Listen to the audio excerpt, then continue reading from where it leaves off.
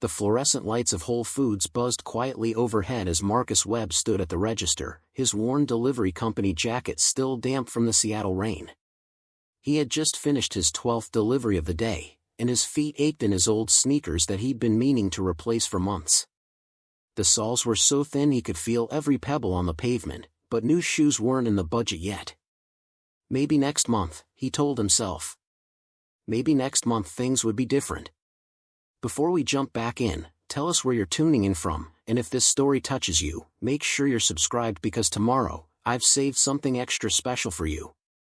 He was only here to grab a sandwich for lunch, something quick before his next shift started. Behind him in line stood a woman in an expensive black blazer, her designer briefcase gleaming under the harsh store lights. She looked like she belonged in a boardroom, not standing in a grocery store on a rainy Tuesday afternoon. Marcus noticed her perfectly styled hair, her manicured nails tapping impatiently against her phone screen. She was the kind of person who lived in a different world than his, a world where groceries weren't carefully budgeted and paychecks weren't stretched until they screamed. The cashier rang up his simple turkey sandwich and bottle of water. $6.47. Marcus pulled out his wallet, the leather cracked and faded from years of use, and handed over a $10 bill. As he waited for his change, he heard a sound behind him that made his stomach clench with recognition. It was a sound he knew too well, the electronic beep of a declined card. Marcus turned slightly, not wanting to stare but unable to help noticing. The woman behind him, the one with the perfect hair and the designer briefcase, stood frozen as the cashier swiped her card again. Her face had gone pale, her lips pressed into a thin line. The screen flashed red once more. Transaction declined. The cashier, a young guy with a scraggly beard and tired eyes, looked uncomfortable. He cleared his throat softly and said in a voice meant to be quiet but somehow carrying through the entire store, "Ma'am, do you have another card you could try?" The woman's hand trembled slightly as she reached into her wallet and pulled out another card. This one was platinum, the kind Marcus had only seen in commercials. She handed it over with a confidence that seemed forced, her jaw set in determination. The cashier swiped it. The machine beeped. Declined again. Behind them, the line had grown longer. Marcus could hear the whispers starting, the subtle sounds of judgment that people make when they think no one important is listening. An elderly man in a golf shirt muttered something to his wife about people living beyond their means. A teenager with headphones around his neck let out an exaggerated sigh. A mother with two small children shifted her card impatiently, checking her watch. Marcus knew that feeling. He knew what it was like to stand at a register with everyone watching, knowing you didn't have enough, knowing that strangers were making assumptions about your life, your choices, your worth. He had been there more times than he cared to remember, especially in those early years after his wife died. The woman's voice cracked slightly as she spoke to the cashier. "That's impossible. There must be something wrong with your system. I just used this card this morning." The cashier shrugged apologetically. "I'm sorry, ma'am. The system says declined.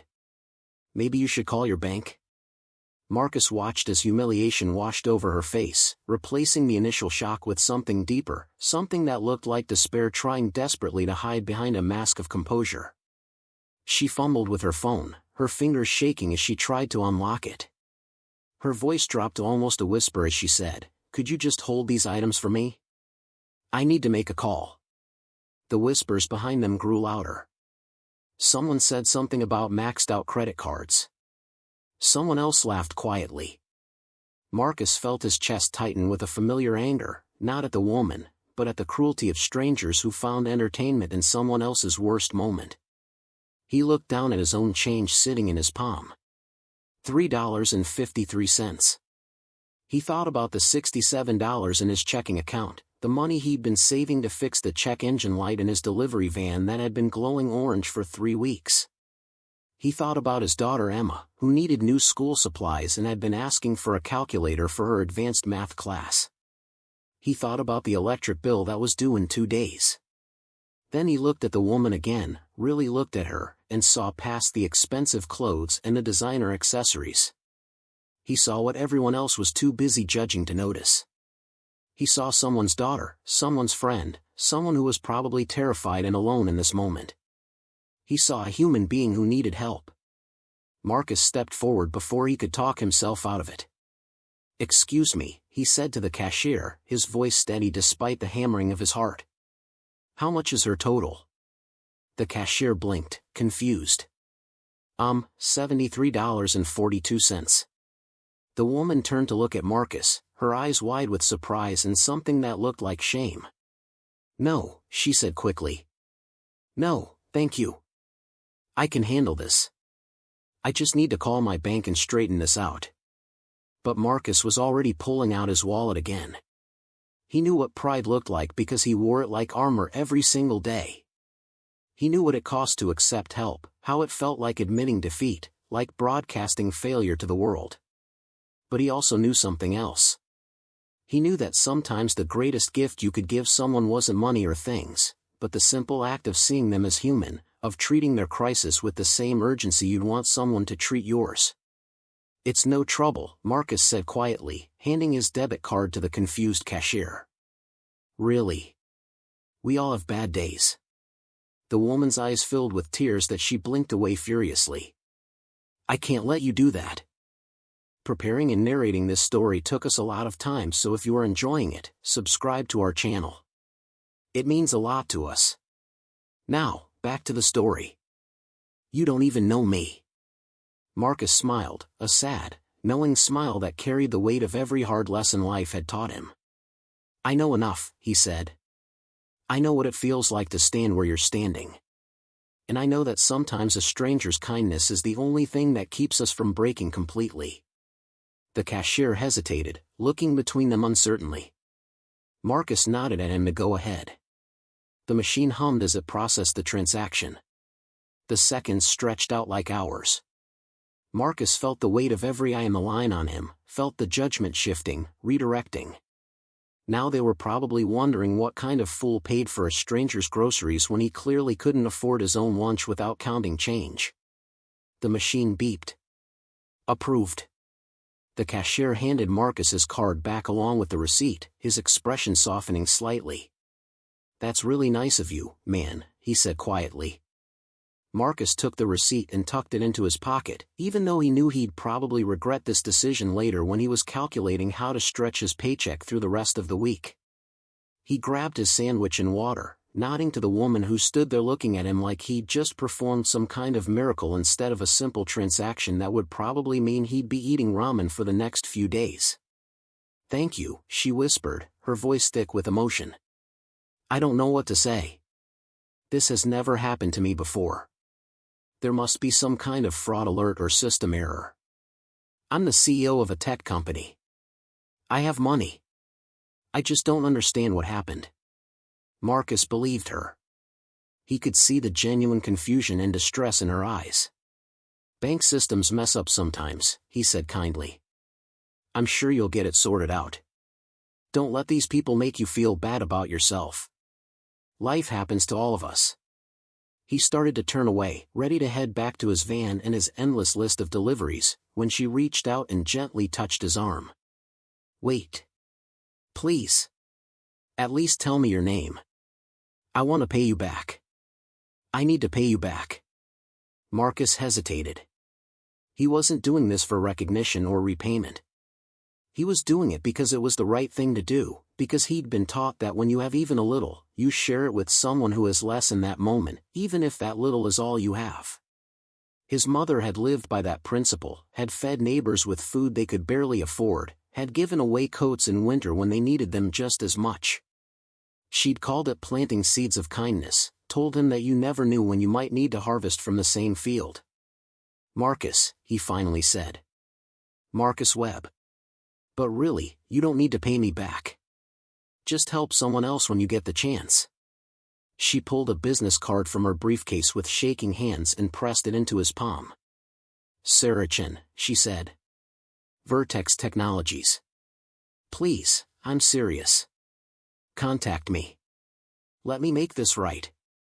Marcus glanced at the card, the embossed letters catching the light, and slipped it into his jacket pocket next to his daughter's school permission slip and a grocery receipt he'd been meaning to throw away. He nodded politely, not really intending to follow up, and headed for the exit. Behind him, he heard Sarah gathering her bags, heard the murmur of the crowd that had witnessed the exchange. Someone said something about how you never knew who the real angels were. Someone else said the world needed more people like that delivery guy. Marcus felt heat rise in his cheeks.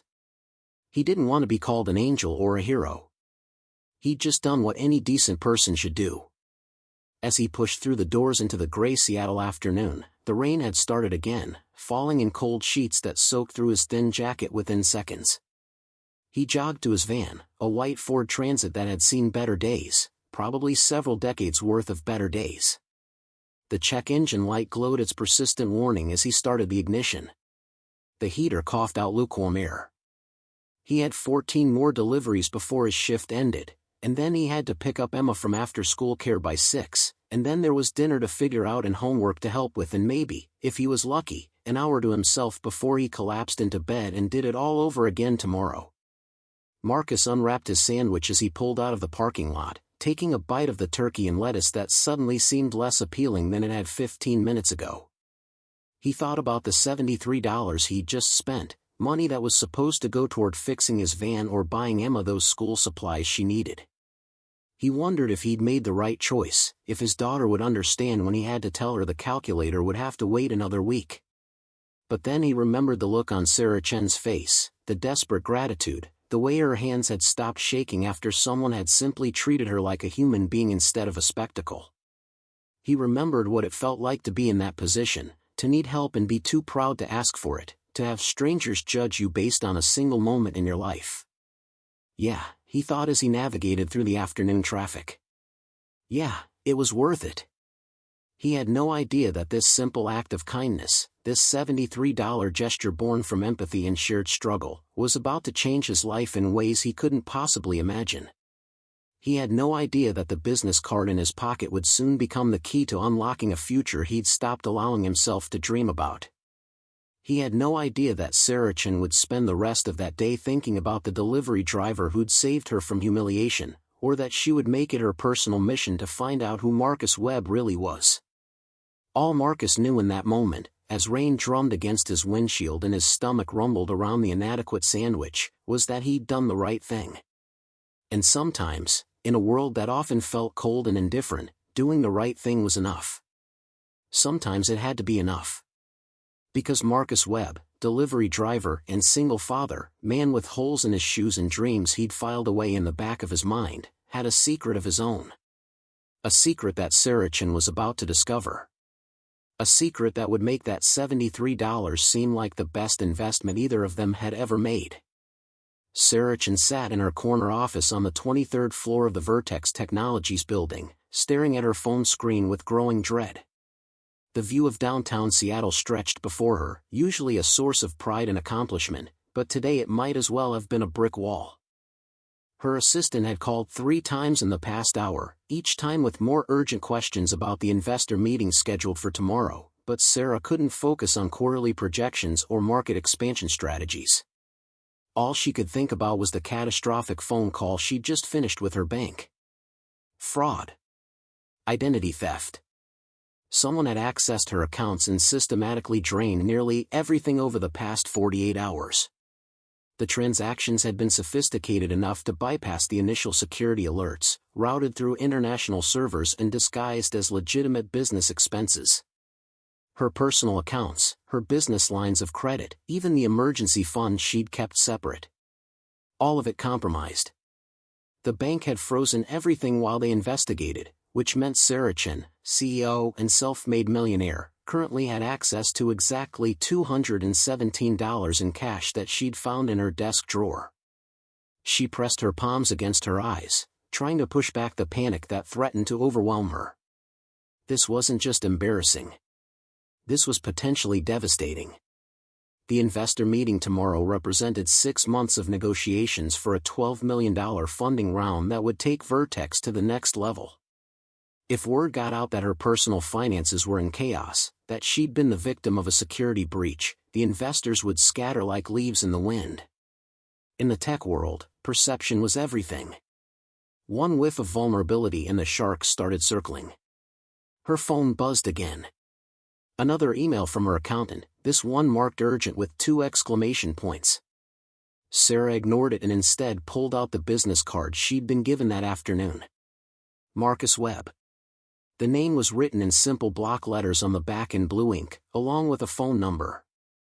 She'd forced him to write it down before he left, had practically insisted despite his obvious reluctance. Sarah turned the card over in her fingers, remembering the way he'd stepped forward without hesitation, the quiet dignity in his voice when he'd said he knew what it felt like to stand where she was standing. She'd seen his worn jacket, his scuffed shoes, the tired lines around his eyes that spoke of long hours and hard work. She'd watched him count his change with the careful attention of someone for whom every dollar mattered. And yet he'd spent $73 on a complete stranger without blinking, had treated her moment of crisis with more compassion than most of her own colleagues would have shown. The contrast haunted her. Here she was, sitting in an office that cost more per month than most people made in a year, and she'd been saved from public humiliation by a delivery driver who probably made barely above minimum wage. The irony was so sharp it cut.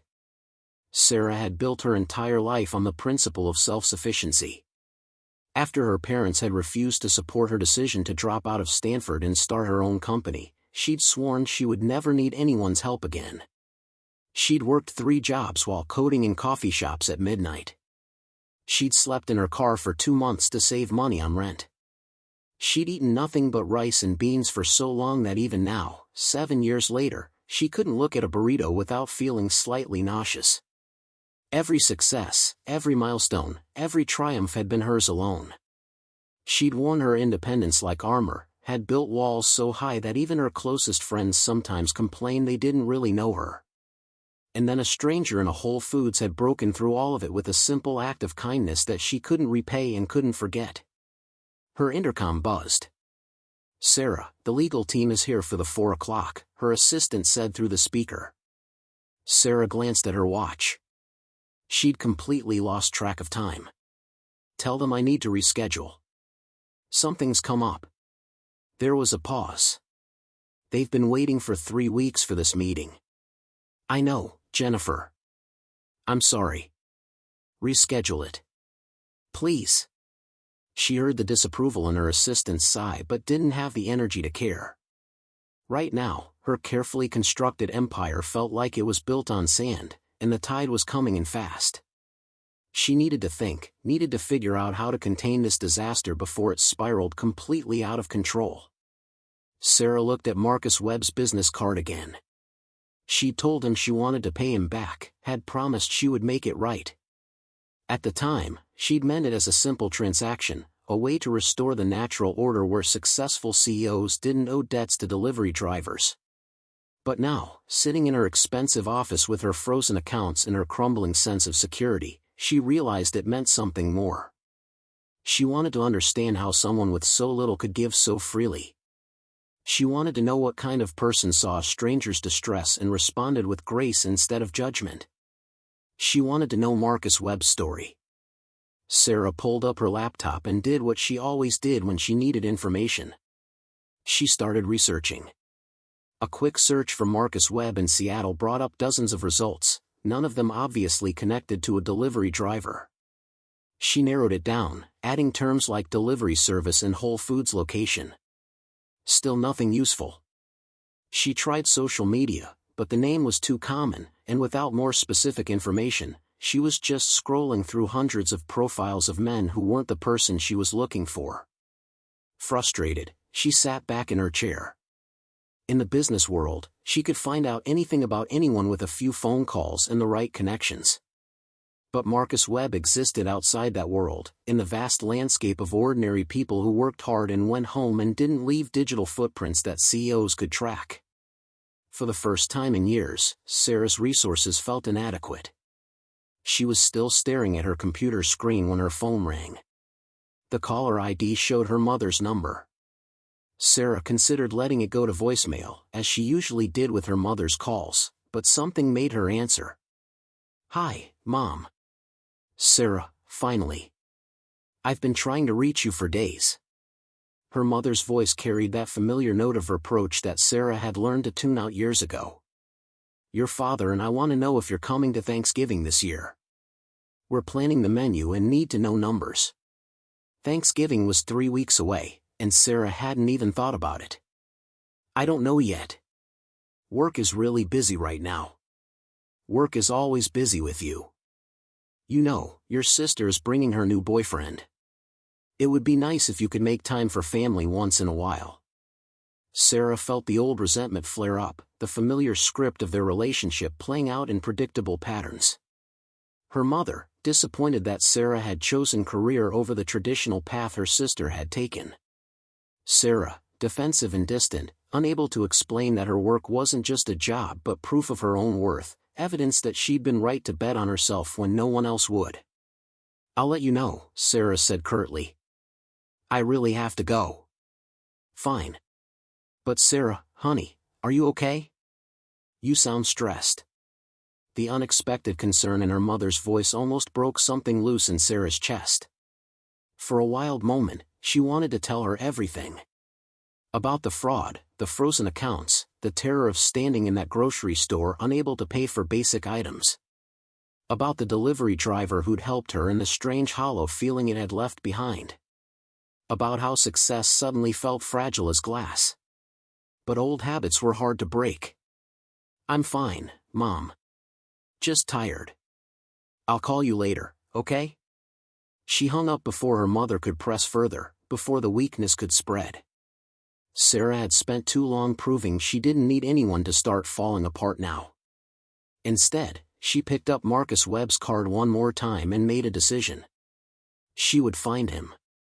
Not just to pay him back, though she would absolutely do that. But to understand something that her business school education and her years of success had never taught her. She needed to understand what generosity looked like when it cost you something real, when it wasn't tax-deductible or strategic or calculated for maximum PR benefit. She needed to learn from someone who'd somehow figured out how to be human in a way she'd forgotten. Sarah opened her laptop again and this time took a different approach. She logged into the Vertex Technologies employee database, the system that tracked partnerships and vendor relationships. If Marcus worked for a delivery company, there was a chance that company had done business with Vertex or one of their partner companies. It was a long shot, but Sarah hadn't built a successful company by giving up when things got difficult. She spent the next 2 hours cross-referencing delivery services, checking contractor lists, even calling the Whole Foods store to ask if they knew which companies made deliveries in that area during afternoon shifts. The store manager was confused but eventually gave her a list of 3 companies that had regular delivery windows around the time she'd been there. Armed with this information, Sarah started making calls. The first company had no Marcus Webb in their employment records. The second company's receptionist told her they couldn't give out employee information due to privacy policies. Sarah was about to give up when she called the third company, a small operation called Quick Shift Delivery. Marcus Webb, the woman who answered the phone said. Yeah, he's one of our drivers. Is there a problem with a delivery? Sarah's heart jumped. No, no problem at all. Actually, I need to speak with him about something. Is there any way you could pass along a message? We don't usually do that, but I can take your number and let him know someone called. Can't promise he'll call back though. Marcus keeps to himself mostly. Sarah left her number, thanked the woman profusely, and hung up feeling both relieved and strangely nervous. She'd found him. Now she just had to wait and hope he'd be willing to talk to her. The rest of the afternoon crawled by. Sarah tried to focus on work, on damage control for her financial situation, on the 1,000 pressing matters that required her attention. But her mind kept drifting back to that moment in the grocery store, to the quiet way Marcus had stepped forward, to the understanding in his eyes that suggested he'd lived through his own hard times and come out the other side with his humanity intact. At 6:15, her phone rang with an unknown number. Sarah answered on the first ring. This is Marcus Webb, a cautious voice said. Someone from my company said you were trying to reach me. Is this about a delivery problem? No, Sarah said quickly. This is Sarah Chen.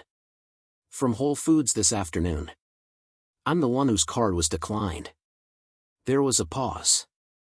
Oh. Hi. Is everything okay? Did you get your bank situation sorted out? His concern sounded genuine, and Sarah felt that strange tightness in her chest again. Actually, that's part of why I'm calling. I wanted to thank you properly. What you did today, it meant more than you know. And I'd really like to pay you back. Could we meet somewhere? Maybe for coffee? Another pause, longer this time. You really don't need to do that. I told you, it's fine. I was happy to help. I know I don't need to, Sarah said. But I want to. Please. Just coffee. 20 minutes of your time. I promise I'm not trying to make this weird. I just want to say thank you face to face. She heard him sigh, heard what sounded like a child's voice in the background asking about dinner. Okay, he finally said. But I can't do it tonight. I've got my daughter. What about tomorrow? There's a coffee shop near the quick shift office. Brood Awakening on Pine Street. I could meet you there at 7 in the morning before my shift starts. 7 is perfect, Sarah said, feeling an unexpected rush of relief. Thank you, Marcus. Really? It's just coffee, he said, but there was something in his voice that suggested he understood it was more than that, that something had shifted between them in that grocery store that couldn't be easily dismissed or forgotten. After they hung up, Sarah sat in her office as the last light drained from the Seattle sky and the building grew quiet around her. She thought about tomorrow's investor meeting, about her frozen bank accounts, about all the ways her carefully controlled life had spun suddenly out of her grasp. But mostly she thought about Marcus Webb, delivery driver and single father, and wondered what secret he carried that had taught him how to give with such unconscious grace. She had no idea that tomorrow morning would bring revelations that would shake the foundations of everything she thought she understood about success, about sacrifice, and about the invisible people who made the world work while the rest of them chased after glory and gold. She had no idea that the man she dismissed as a simple delivery driver had a past that would humble her, a story that would challenge every assumption she'd made about worth and value and what it meant to truly help others. All Sarah knew was that for the first time in 7 years of relentless climbing, of proving herself and protecting herself and building walls between her heart and the world, she felt something crack open. Something that let in light and air in the terrifying possibility that maybe success wasn't just about what you achieved, but about who you became along the way. Tomorrow morning, Sarah Chin would learn that lesson in full. But tonight, alone in her office with Marcus Webb's phone number saved in her contacts, she simply sat in the darkness and wondered what it would feel like to be the kind of person who helped strangers without counting the cost. The alarm on Marcus's phone went off at 5:30 in the morning, dragging him from the kind of sleep that felt more like exhaustion than rest. He reached over to silence it, careful not to disturb Emma, who had crawled into his bed sometime around 3 in the morning after a nightmare about monsters in her closet. She was sprawled across most of the mattress now, her dark hair fanned across the pillow, one small hand clutching the stuffed elephant she'd had since she was 2. Marcus sat up slowly, his back protesting the movement. The mattress was old and sagging, something else on his endless list of things to replace when money allowed. He rubbed his eyes and checked his phone, scrolling through the messages that had accumulated overnight. 3 new delivery assignments for today. A text from his buddy James asking if he wanted to grab a beer sometime this week. A reminder about Emma's parent-teacher conference next Friday. And one message from himself, a note he'd typed last night after Sarachin had called. Coffee at 7. Brood Awakening. Don't forget. Marcus still wasn't entirely sure why he'd agreed to meet her. The whole thing made him uncomfortable in a way he couldn't quite articulate. He didn't want gratitude or recognition for doing what any decent person should do. He especially didn't want to sit across from a successful CEO and be reminded of all the ways his own life had fallen short of the dreams he'd once had. But there had been something in her voice on the phone, a vulnerability that felt genuine, that made him think maybe this wasn't just about repaying a debt. Maybe she needed something he couldn't quite understand yet. And Marcus had never been good at saying no to people who were hurting, even when saying yes cost him something he couldn't really afford. He eased himself out of bed and padded quietly to the bathroom, avoiding the creaky floorboard outside Emma's room that would wake her if he stepped on it. The apartment was small, just 2 bedrooms in a building that had seen better decades, but it was clean and warm in theirs. That was something. After Lisa died, there had been months when Marcus wasn't sure they'd have even this much, when keeping a roof over their heads had seemed like an impossible task.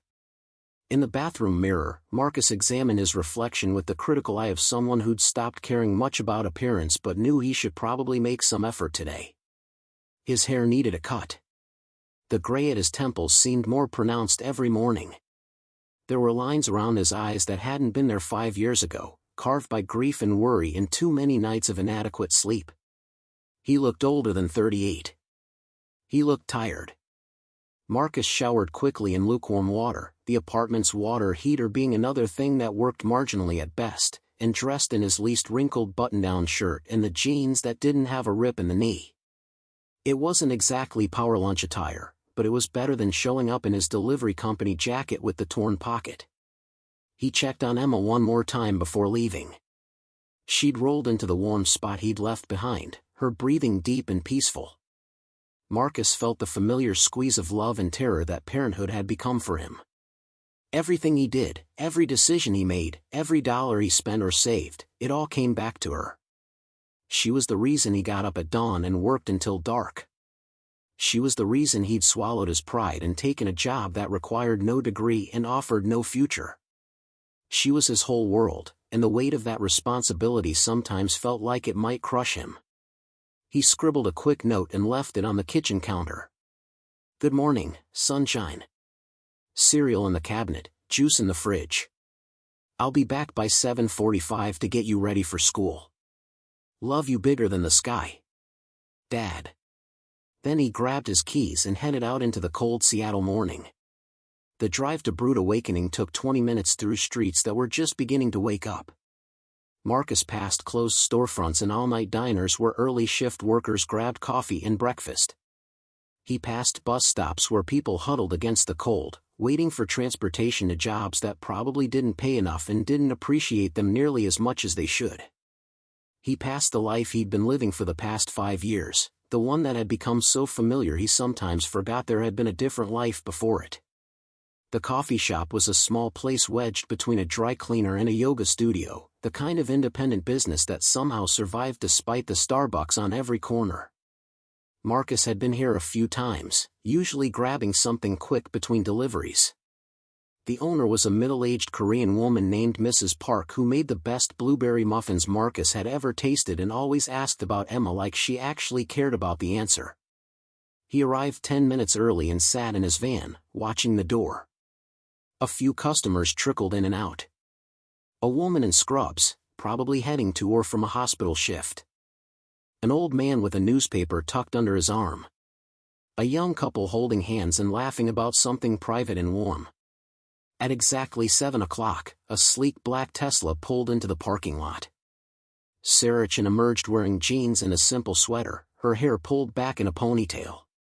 She looked different than she had yesterday at the store. Younger somehow. More approachable. But Marcus could still see the tension in her shoulders, the careful way she surveyed the parking lot before heading inside, like someone who'd learned to be on guard. Marcus waited another minute, then followed her in. The coffee shop smelled like fresh-baked bread and espresso, warm and inviting against the morning chill. Sarah was already at the counter, ordering something complicated that involved oat milk and an extra shot. She turned when the bell above the door chimed, and her face transformed when she saw him. Not quite a smile, but something close. Relief, maybe. Or gratitude that he'd actually shown up. "Marcus," she said, walking over to meet him. "Thank you for coming. I wasn't sure you would." "I said I would," Marcus replied, and immediately regretted how defensive it sounded. He softened his tone. "Can I buy you that coffee? Seems only fair after yesterday." She laughed, a real one that seemed to surprise her. "I think I can manage coffee. What would you like?" They ordered, Marcus getting his usual black coffee and a muffin because Mrs. Park was working and would be offended if he didn't, and found a table by the window. The morning light streamed in, catching dust motes in the air. For a moment, neither of them spoke, just held their warm cups and looked everywhere except at each other. Finally, Sarah broke the silence. I want you to know that I figured out what happened yesterday. My accounts were compromised. Identity theft. Everything was frozen while the bank investigates. Marcus felt his stomach drop. I'm so sorry. That's terrible. It is, Sarah agreed. But it's not why I asked you here. Well, not entirely. I wanted to give you this. She pulled an envelope from her purse and slid it across the table. It's cash. $73, plus a little extra for the inconvenience. Marcus looked at the envelope but didn't reach for it. I told you that wasn't necessary. And I told you I wanted to make it right. Sarah's voice was gentle but firm. Please. Let me do this one thing. You helped me when you didn't have to. Let me return the favor. Marcus hesitated, then took the envelope and tucked it into his jacket pocket without opening it. It felt wrong somehow, turning an act of compassion into a transaction. But he also knew that Emma needed that calculator, and his van needed repairs, and pride was a luxury he couldn't always afford. Thank you, he said quietly. That's generous of you. It's nothing compared to what you did. Sarah wrapped both hands around her coffee cup, studying him with an intensity that made Marcus uncomfortable. Can I ask you something? And please, be honest. Why did you help me yesterday? You didn't know me. You clearly couldn't really afford it. So why? Marcus took a sip of his coffee, buying time to figure out how to answer. The truth was complicated, tied up with memories of Lisa and the kind of person she'd been, the kind of person she'd helped him become. Tied up with his own experiences of being broke and desperate and dependent on the kindness of strangers who had no reason to care. Tied up with the simple fact that he'd looked at Sarachan standing at that register and had seen a human being in pain, and everything else had seemed irrelevant in comparison. I've been there, he finally said. Maybe not exactly there, but close enough. I know what it feels like to need help and be too proud to ask for it. I know what it's like when the system fails you and everyone's watching and you just want the ground to open up and swallow you whole. He paused, remembering. My wife died 5 years ago. Cancer. We had insurance, but it wasn't enough. The medical bills almost destroyed us. There were times when I couldn't afford groceries, couldn't pay the electric bill, couldn't give my daughter the things she needed. And there were people who helped us. Strangers, mostly. People who had no reason to care but did anyway. Sarah's eyes had filled with tears. I'm so sorry about your wife. Thank you. Marcus cleared his throat, pushing past the familiar ache that came with talking about Lisa. The point is, I learned something during that time. I learned that kindness isn't something you give when you have extra. It's something you give because you're human, because someone else needs it, because it's the right thing to do even when it costs you something. That's a beautiful way to look at it, Sarah said softly. I'm not sure I've ever thought about it that way. In my world, everything is calculated. Return on investment. Strategic partnerships. Mutually beneficial arrangements. I'm not sure I remember the last time I did something just because it was right, without weighing the cost-benefit analysis. Marcus studied her, seeing past the successful exterior to something raw underneath. That sounds exhausting. It is, Sarah admitted. I built my company from nothing. I worked 3 jobs, slept in my car, ate nothing but the cheapest food I could find. I sacrificed everything to prove I could make it on my own, that I didn't need anyone's help or approval. And I did it. I made it. But somewhere along the way, I think I forgot how to be a person instead of a CEO. The confession hung between them, vulnerable and honest in a way that surprised Marcus. He'd expected this meeting to be awkward and formal, a successful executive paying off a debt to a working-class nobody. But this felt different. This felt like 2 people having a real conversation, sharing pieces of themselves they usually kept hidden. Can I tell you something? Marcus said. You're going to think I'm crazy. Try me. When I saw you yesterday at that register, I didn't see a CEO or a successful businesswoman or any of that. I just saw someone who needed help. And that's all that mattered. Your job, your bank account, your status, none of it made any difference. You were a person in a hard moment, and I was a person who could help. That's the whole story. Sarah wiped at her eyes, laughing self-consciously. I'm sorry. I don't usually cry in public coffee shops. It's okay, Marcus said. I think we've established that yesterday was not a usual day for either of us. They talked for another hour, the conversation flowing easier than Marcus would have expected. Sarah told him about building Vertex Technologies, about the upcoming investor meeting that had her terrified, about the pressure of being responsible for 52 employees and their families. Marcus told her about Emma, about trying to be both mother and father to a little girl who deserved so much more than he could give her, about the exhaustion of working jobs that barely covered rent and hoping someday there might be something better. At some point, Mrs. Park brought over fresh muffins without being asked, winking at Marcus like she knew something he didn't. The coffee shop filled up with the morning rush, business people and students and everyone in between, all of them rushing through on their way to somewhere else. But Marcus and Sarah sat in their corner by the window, temporarily outside the flow of time, just two people sharing stories and finding unexpected common ground. I should probably let you get to work, Sarah finally said, glancing at her watch. You said you had deliveries today. Yeah, I need to get back to Emma too. Get her ready for school. Marcus started to stand, then hesitated. Can I ask you something now? Of course. Why did this matter so much to you? You could have just transferred me the money and moved on with your life. Why take the time to find me, to meet me here, to have this conversation? Sarah was quiet for a long moment, looking out the window at the people passing by. Honestly, I think I needed to remember something. You reminded me that there's more to life than spreadsheets and profit margins and proving I'm the smartest person in the room. You reminded me what it looks like to be generous without expecting anything in return. And I guess I needed to understand how you do that, how you give when you have so little. I don't have little, Marcus said quietly. I have Emma. I have enough. Everything else is just details. Sarah smiled, but it was tinged with sadness. I wish I saw the world that way. I wish I knew how. They walked out together into the brightening morning. The sun had broken through the clouds, casting everything in sharp relief.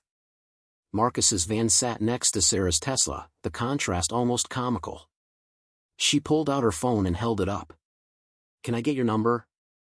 I know this is probably weird, but I'd like to stay in touch if that's okay. Maybe grab coffee again sometime? Marcus rattled off his number, watching as she saved it in her contacts. It was strange, this connection that had formed between them, this unlikely friendship born from a moment of crisis in a grocery store. He wasn't sure what it meant or where it would lead, but something told him that yesterday's $73 had bought more than just groceries. It had bought a door opening, a bridge being built, a possibility neither of them had seen coming. Take care, Sarah, he said, climbing into his van. Good luck with your meeting. Thanks, Marcus. And hey, she called out as he started the engine. Give Emma a hug for me. She's lucky to have you. Marcus nodded, not trusting his voice, and pulled out of the parking lot. In his rearview mirror, he watched Sarah standing beside her Tesla, phone in hand, looking somehow smaller and more human than a CEO should look. Then he turned the corner and she disappeared from view. He had no idea that Sarachan had just made a decision that would change everything. He had no idea that the envelope in his pocket contained not $73, but $730, or that tucked inside was a handwritten note with a phone number and the words "Call me when you're ready. I have something to discuss with you." He had no idea that Sarah had spent half the night researching his background, making phone calls, pulling strings, learning things about Marcus Webb that Marcus had buried so deep he'd almost convinced himself they'd never existed. All Marcus knew, as he drove through the morning traffic toward home and Emma and another long day of deliveries, was that something had shifted. Something in the universe had tilted slightly, opening up possibilities he'd stopped believing in. And for the first time in 5 years, since Lisa had taken her last breath and left him alone with a 3-year-old and a mountain of bills and grief so deep he thought he'd drown in it, Marcus Webb allowed himself to feel something dangerous. He allowed himself to feel hope. Marcus didn't open the envelope until that evening, after he'd finished his deliveries, picked up Emma from school, helped her with homework, made dinner, and finally collapsed onto the couch while she watched her favorite cartoon. His body ached in that particular way it did after hauling packages up apartment stairs for 10 hours straight. His feet throbbed. His lower back sent sharp complaints every time he shifted position.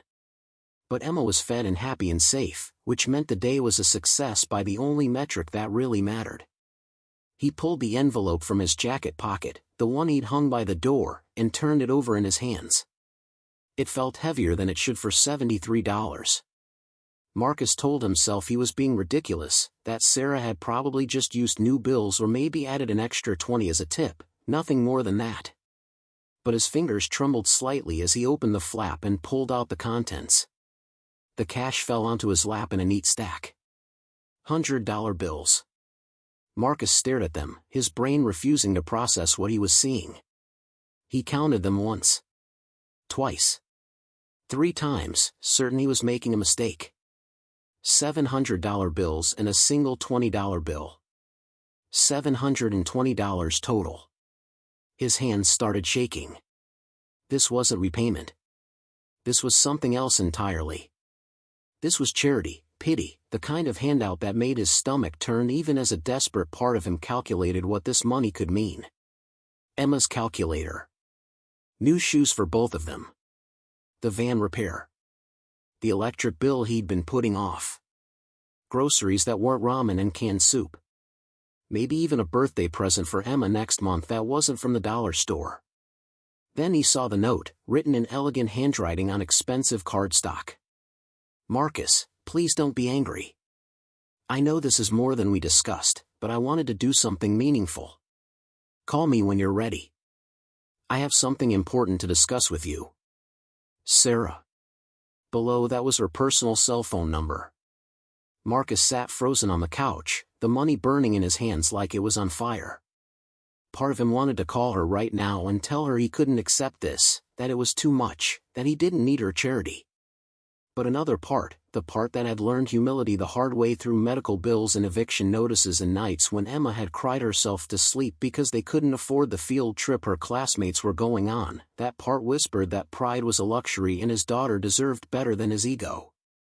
He folded the money carefully and tucked it into his wallet, then stared at Sarah's number for a long time. What could she possibly want to discuss with him? The coffee that morning had been nice, surprisingly so, but they existed in completely different worlds. She ran a tech company worth millions. He delivered packages for barely above minimum wage. Whatever she wanted to talk about, it couldn't be anything good. Rich people didn't seek out poor people unless they wanted something or felt guilty about something. But even as Marcus tried to convince himself to let it go, to just take the money and move on with his life, curiosity gnawed at him.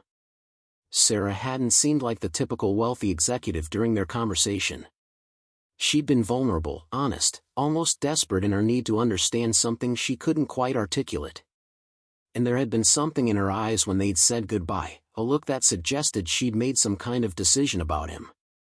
Emma's cartoon ended, and she bounced over to the couch, climbing into his lap with the casual confidence of a child who'd never doubted her father's love. Daddy, can we have ice cream? Marcus looked down at his daughter, at her bright eyes and gap-toothed smile, at the way her hair stuck up in the back no matter how much he tried to smooth it down. She was wearing the shirt with the small stain on the collar that he'd tried and failed to remove, and her jeans were getting too short, hitting above her ankles in a way that would soon invite teasing from other kids. Sure, baby, he said, making a decision. We can have ice cream tonight. Her squeal of delight was worth everything. Marcus carried her to the kitchen and scooped out 2 bowls of the cheap vanilla ice cream he'd bought on sale last week. They sat at their small table, and Emma told him about her day, about the art project she'd made and the boy who'd pushed her on the swings and the spelling test she'd aced. Marcus listened, asking questions and making encouraging noises, while his mind churned with thoughts of Sarah Chen and envelopes full of money and conversations that felt like they were leading somewhere he couldn't quite see yet. After Emma was in bed, after the dishes were done and the apartment was quiet except for the distant sounds of neighbors' televisions through thin walls, Marcus finally picked up his phone. He stared at Sarah's number for another 10 minutes, his thumb hovering over the call button. Then, before he could talk himself out of it, he dialed. She answered on the second ring. "Marcus?" "Yeah, it's me." She'd changed from her morning clothes into something more professional, but she'd kept her hair down, softening the executive image. "Marcus, thank you for coming. And you must be Emma." Sarah crouched down to the little girl's level. "I've heard so much about you. Your dad told me you're really good at math." Emma nodded shyly, moving half behind Marcus's leg. "That's wonderful. I love math too. Hey, I have something cool to show you. Do you like tablets?" When Emma nodded more enthusiastically, Sarah continued. "My assistant's daughter left her tablet here, and it has all kinds of games on it. Would you like to play with it for a little bit while your dad and I talk? We'll be right in this room, and there's a super comfortable couch right over there by the window." Emma looked up at Marcus for permission. He nodded, and Sarah led her to a leather couch, getting her settled with the tablet and a juice box that appeared from a small refrigerator hidden in a cabinet. Within minutes, Emma was absorbed in some kind of puzzle game, her earlier shyness forgotten. Sarah turned back to Marcus, and suddenly her expression was serious. "Thank you for trusting me. I know this must seem strange." "That's an understatement," Marcus said. He remained standing, too nervous to sit, too wary to relax. "Sarah, what's going on? Why did you give me all that money? What do you want from me?" "I don't want anything from you," Sarah said quietly. "But I do need to show you something. May I?" She gestured to her computer. Marcus nodded, moving closer as Sarah pulled up what looked like a news article. The headline read, "Local programmer creates revolutionary algorithm, sells to tech giant for undisclosed sum." The article was dated 8 years ago, and the photo showed a younger Marcus standing in front of a whiteboard covered in code, smiling confidently at the camera. Marcus felt his stomach drop. He hadn't seen this article in years, had tried hard to forget that version of himself ever existed. "After we talked yesterday, I couldn't stop thinking about you," Sarah said softly. "Something about your story didn't add up. You're too articulate, too intelligent to be just a delivery driver. So I did some research. I hope you're not angry, but I needed to understand." She clicked to another page, this one showing a LinkedIn profile that Marcus had abandoned years ago. Marcus Webb, MIT graduate with a degree in computer science and engineering. Former lead programmer at Innovate Solutions. Creator of the web algorithm for predictive data modeling, which sold to Microsoft for an estimated $3.2 million when you were only 29 years old. Each word felt like a hammer blow. Marcus closed his eyes, remembering that person he'd been, the cocky young programmer who'd thought he was going to change the world. The man who'd had everything and then lost it all. "Then I found this," Sarah continued, her voice gentle now. She showed him another article, this one about a malpractice lawsuit against a hospital. "Your wife, Lisa Webb, was misdiagnosed with stage 4 pancreatic cancer. By the time they caught the error, it was too late for treatment. The hospital settled, but the settlement didn't cover a fraction of the experimental treatments you tried. You spent everything you had trying to save her." Marcus's vision blurred. He hadn't cried about Lisa in front of anyone except Emma in years, but the tears came anyway, hot and shameful. "You had no right to dig into my past like that." "You're right. I didn't. And I'm sorry for violating your privacy." Sarah's own eyes were wet now. "But Marcus, I had to know. I had to understand why someone with your background, your talent, your potential, was driving a delivery van for barely above minimum wage." "Because that's what I am now," Marcus said roughly, wiping at his eyes. "That other person, that successful programmer, he died when Lisa did. I tried to go back to coding after she passed, but I couldn't focus. Every time I sat down at a computer, all I could think about was how I'd built all these algorithms and made all this money, and none of it saved her. None of it mattered. So I walked away. I took the first job I could find that didn't require me to think, that let me turn off my brain and just move through the day on autopilot. For 5 years, Sarah said quietly. For 5 years, Marcus confirmed. And you know what? I'm okay with it. I'm okay being nobody special, doing work that doesn't matter, living a small life. Because I have Emma, and she's the only thing that's real anymore. Everything else is just noise. Sarah was quiet for a long moment, and when she spoke again, her voice was thick with emotion. What if I told you that you could be both? That you could be Emma's father and also be the brilliant programmer you were born to be? That you don't have to choose between being present for your daughter and using the gifts you have? Marcus laughed bitterly. Sarah, I can't go back to that world. I don't have the energy, the connections, the resources. Do you know how fast tech moves? My skills are outdated. My reputation is gone. And even if I wanted to try, which I don't, no one's going to hire a guy who's been out of the field for 5 years. I would, Sarah said simply. Marcus stared at her. What? I want to hire you. As my chief technology officer. Sarah spoke quickly now, like she'd been rehearsing this. Vertex Technologies is at a critical point. We need someone who understands complex algorithms, who can see patterns others miss, who has real-world experience building systems that scale. I've been interviewing candidates for months, and none of them have what I'm looking for. But you do. You're insane, Marcus said flatly. You want to hire a delivery driver with a 5-year gap in his resume to be your CTO? Your investors would revolt. Your board would never approve it. I am the board, Sarah countered. I own controlling interest in this company. And yes, it's unconventional, but so was starting a tech company in my garage with no funding and no connections. Marcus, I see something in you. Not just the brilliant programmer you were, but the person you've become. Someone who's faced real loss, real struggle, and came out the other side with their humanity intact. That's worth more than any coding credential. Marcus looked over at Emma, still absorbed in her game on the couch, oblivious to the conversation that was potentially changing the entire trajectory of their lives. He thought about what this could mean. A real salary. Benefits. Health insurance. The ability to give his daughter the life she deserved. A chance to use his brain again, to build something meaningful, to be the person he'd almost forgotten he could be.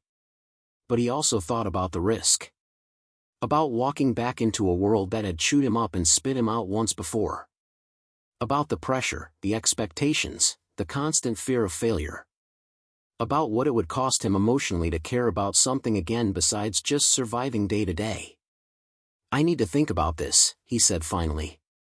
This is too big a decision to make in one conversation. Of course, Sarah said immediately. Take all the time you need. But Marcus, I want you to know something. When you helped me in that grocery store, you didn't just pay for my groceries. You reminded me why I started this company in the first place. Not to make money or prove something to my parents or see my face in magazines. But to build something that mattered, with people who understood that technology should serve humanity, not the other way around. She pulled out a folder from her desk drawer and handed it to him. This is a formal offer letter. The salary, the benefits package, everything. I'm not asking you to decide tonight. But I am asking you to consider it seriously. Because I think we could do something remarkable together. And I think you deserve a chance to be remarkable again. Marcus took the folder with trembling hands. Inside was a letter on official Vertex Technologies letterhead, offering him a position as Chief Technology Officer with a starting salary of $220,000 per year, full benefits, stock options, and a signing bonus of $50,000.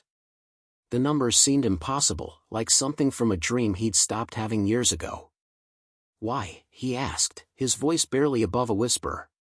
Why are you doing this for me?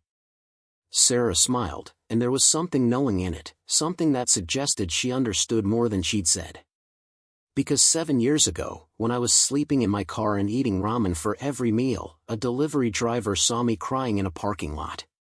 He didn't know who I was or what I was trying to build. But he bought me lunch, told me his own story of hardship and comeback, and said something I never forgot. He said that the lowest point in your life is just the foundation for your greatest comeback. That delivery driver was named James Chen. He was my uncle, and he died 2 years ago of a heart attack. Marcus's breath caught. The pieces started falling into place, the unlikely generosity, the determination to help him, the sense that this was about more than just hiring a CTO. When you helped me in that store, Sarah continued, her voice breaking slightly, when you gave without expecting anything back, you reminded me of Uncle James. And I realized that the best way to honor his memory wasn't to succeed in spite of people like him, but to become someone who helps others the way he helped me. So yes, this is partly selfish. I do need a CTO, and I genuinely believe you're the right person. But it's also me paying forward the kindness that changed my life. It's me giving you the same chance someone once gave me. Marcus looked down at the offer letter, then over at Emma, then back at Sarah Chen, who stood in her corner office surrounded by the success she'd built on a foundation of someone else's kindness.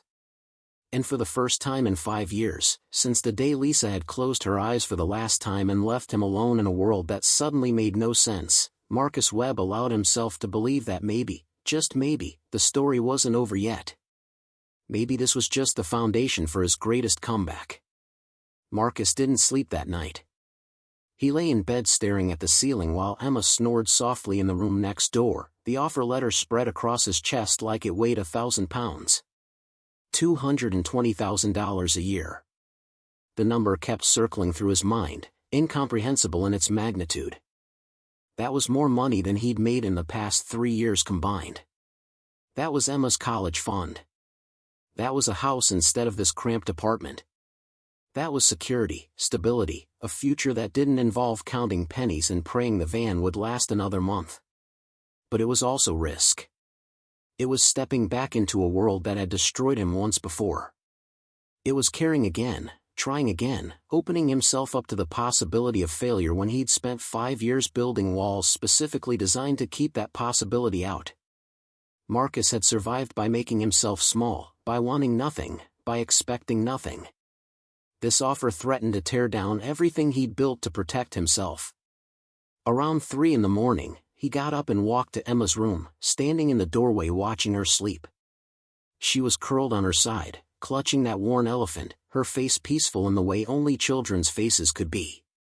She trusted him completely to take care of her, to make the right decisions, to give her the life she deserved. What would Lisa want him to do? The question hit him like a punch to the gut because he knew the answer immediately. Lisa would tell him he was being a coward. She would tell him that hiding from life wasn't the same as living it, that Emma needed a father who showed her how to take chances and believe in possibilities, not one who taught her to play it safe and settle for less than she was worth. Lisa had never played it safe a day in her life. That's what he'd loved about her, that fearless optimism, that absolute certainty that things would work out if you just tried hard enough. She'd been wrong about that, of course. Things didn't always work out. Sometimes you tried your hardest and still lost everything that mattered. But maybe that wasn't the point. Maybe the point was that you tried anyway, that you kept showing up even when the odds were terrible, that you taught your daughter courage instead of caution. Marcus went back to bed and finally fell asleep around dawn, his mind made up. The next morning, after dropping Emma at school, Marcus called Sarah from the parking lot of Quick Shift Delivery. His hands shook as he dialed, and his voice came out rougher than he intended. "I'll do it," he said when she answered. "I'll take the position. But I have conditions." "Name them," Sarah replied, and he could hear the smile in her voice. "I need flexible hours sometimes. Emma is my priority, and if she's sick or has a school event, I need to be there. I can't be the kind of absent father who puts work above everything else." "Done.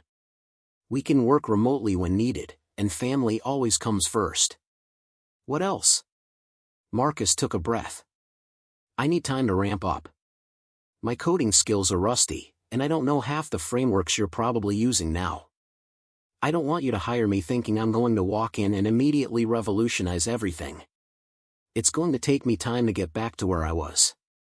I'm not hiring you to be who you were, Sarah said gently.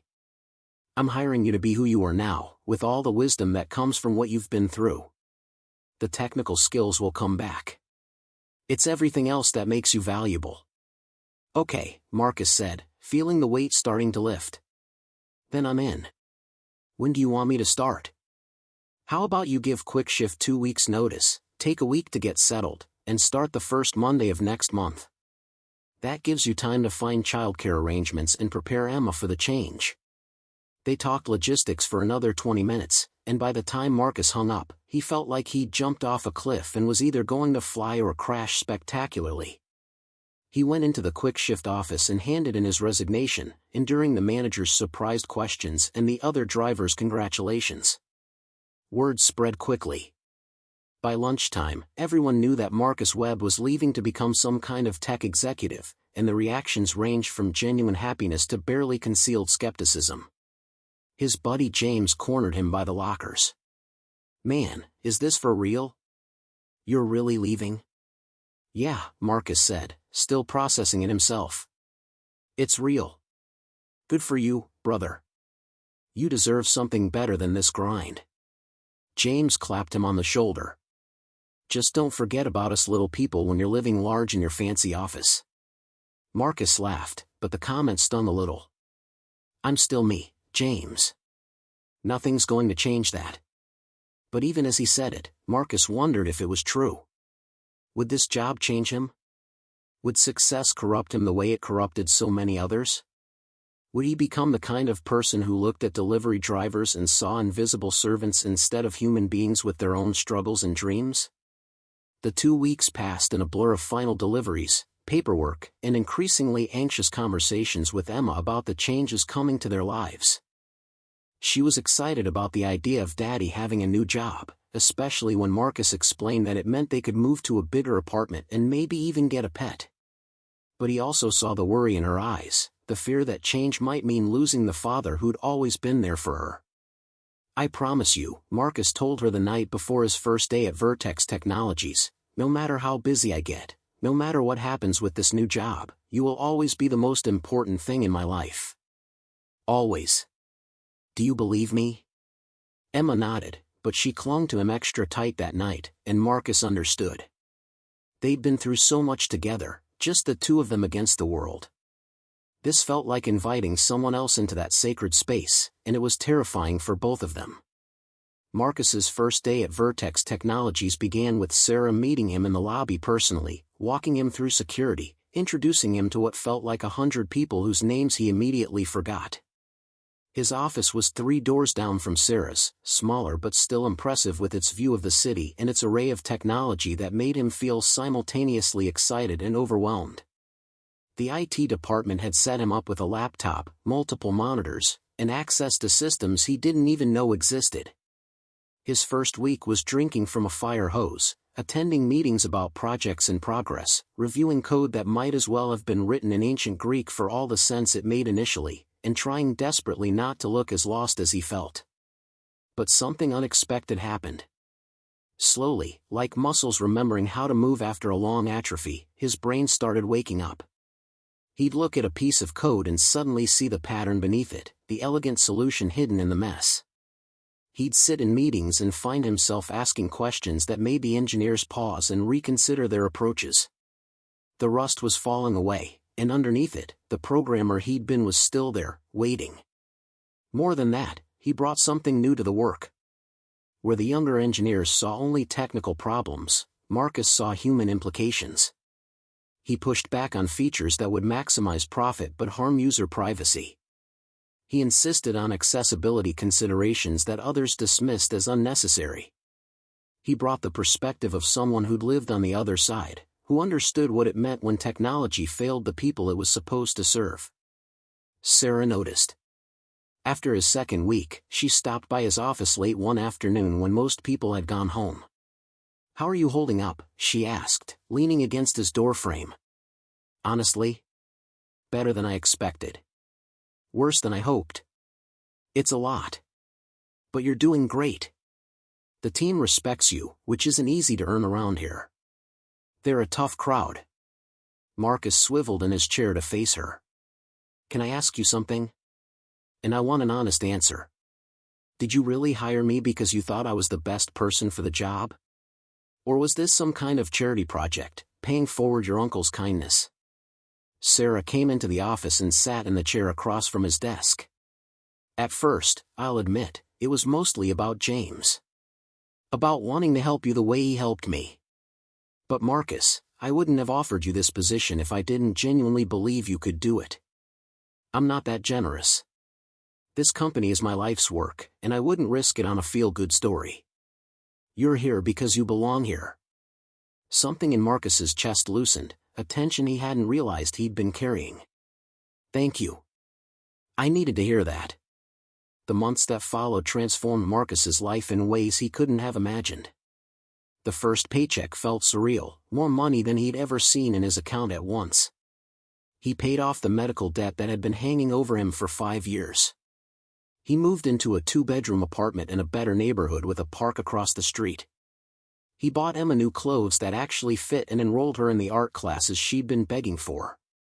He even adopted a rescue dog, a scruffy mutt named Charlie who followed Emma everywhere and slept at the foot of her bed.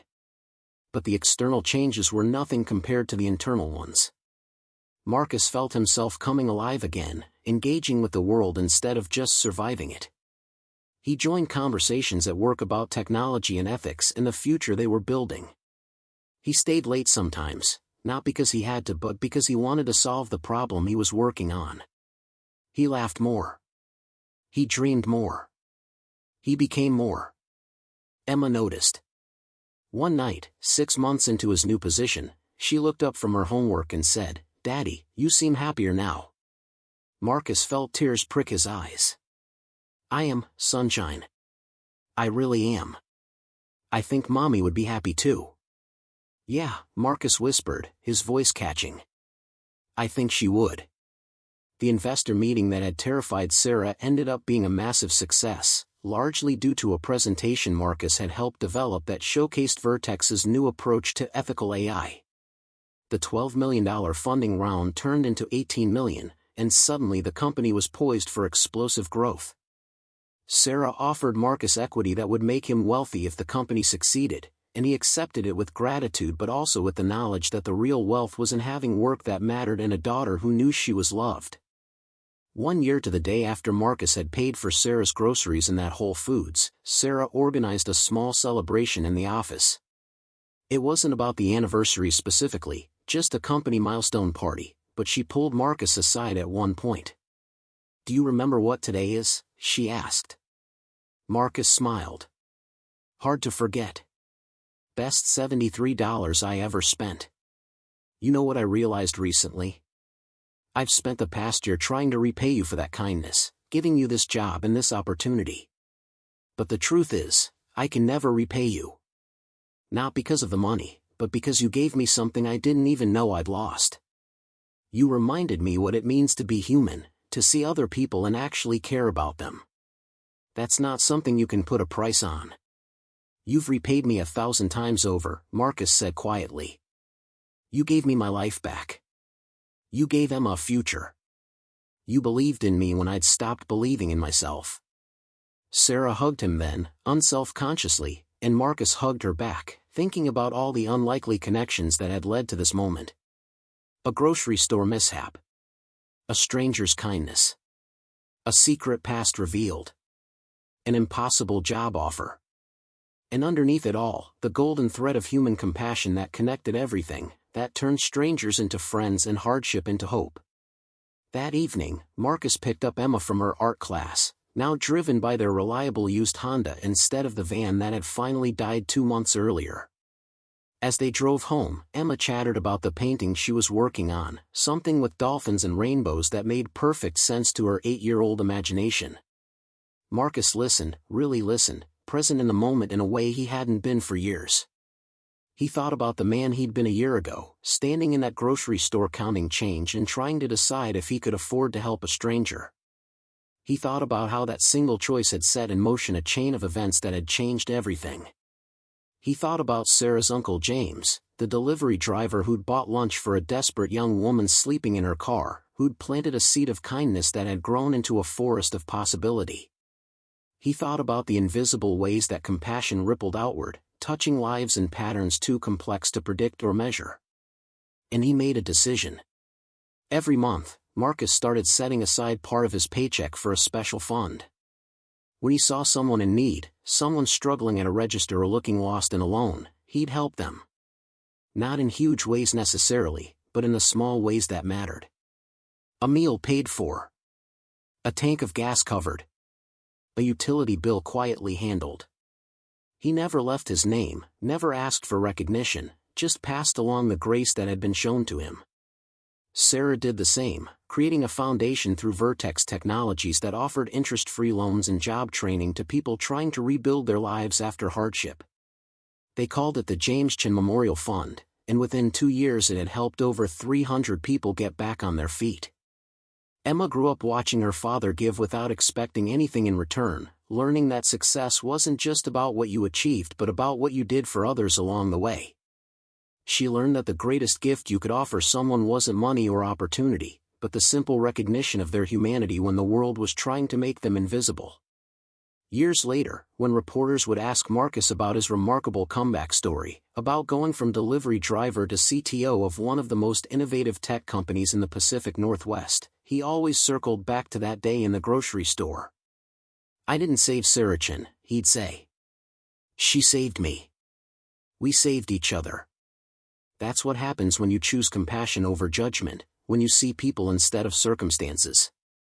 The world tells us to look out for ourselves, to hoard our resources, to calculate the return on investment of every interaction. But the truth is that our humanity is the only thing we have that actually matters. Everything else is just noise. And if the reporters asked him what advice he'd give to people struggling to make ends meet, to people who felt invisible and forgotten, he'd smile and say, "You're one act of kindness away from everything changing. Maybe you'll be the one receiving it. Maybe you'll be the one giving it. But either way, stay open. Stay human. Help when you can. Accept help when you need it. Because we're all just walking each other home, and none of us makes it alone." Marcus Webb had learned that lesson in the hardest way possible, through loss and grief and years of barely surviving.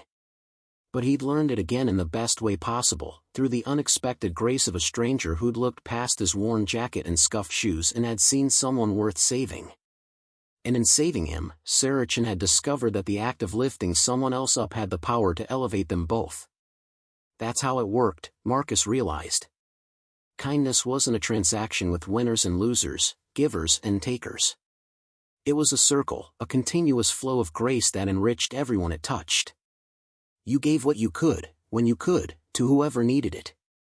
And somewhere down the line, when you were the one standing at the register with a declined card and a sinking heart, someone would step forward for you. The world was harder than it needed to be. But it was also more generous than most people knew, full of unlikely heroes and quiet miracles and second chances that arrived disguised as strangers with kind eyes and open hearts. You just had to stay open enough to recognize them when they came.